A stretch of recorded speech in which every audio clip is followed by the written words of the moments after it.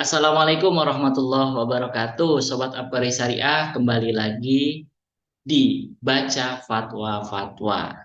Nah, pada pertemuan kedua ini kita akan membahas tentang hukum mimpi dan mandi bagi orang yang berpuasa. Oke, kita langsung saja ke pertanyaannya. Jika saya bermimpi dan mengeluarkan sperma pada waktu siang Ramadan, apakah membatalkan puasa saya?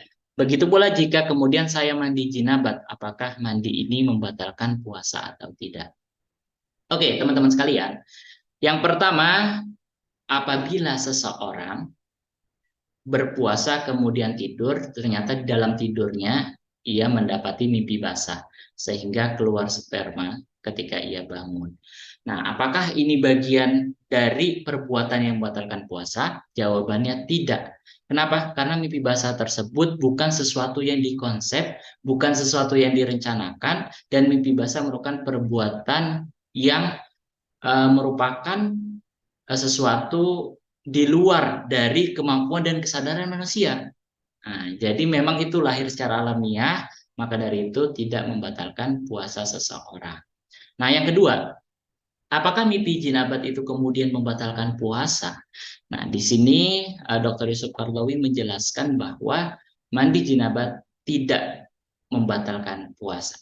Karena mandi jinabat tersebut merupakan syariat dari Allah Subhanahu wa taala. Bagi seseorang yang junub maka harus mandi dalam rangka bersuci dan untuk melakukan perbuatan-perbuatan lainnya ya. Jadi ketika orang junub harus mandi terlebih dahulu baru kemudian dia bisa melakukan perbuatan-perbuatan amalan-amalan lainnya. Maka dari itu uh, mandi jinabat ini tidak membatalkan puasa.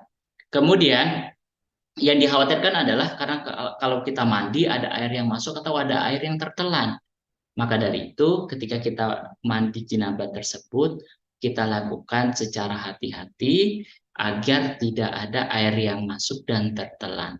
Nah, dalam hal kita sudah berhati-hati ya, teman-teman sekalian, tapi ternyata masih ada air yang masuk, ada air yang tertelan, maka ini juga tidak membatalkan puasa. Karena bukan sesuatu yang direncanakan sekali lagi, tetapi sesuatu yang tidak sengaja gitu. Tidak sengaja ternyata kita sudah hati-hati akhirnya masih masuk dan tertelan.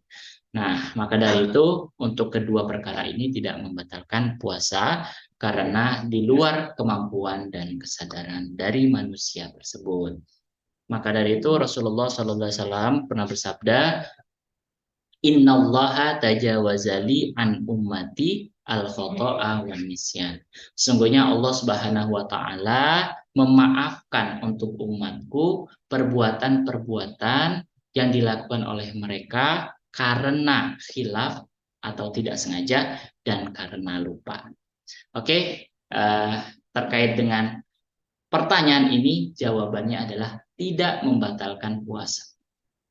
Oke, Sobat Aperi Syariah, kita akan bertemu lagi pada episode-episode berikutnya. Wassalamualaikum warahmatullahi wabarakatuh.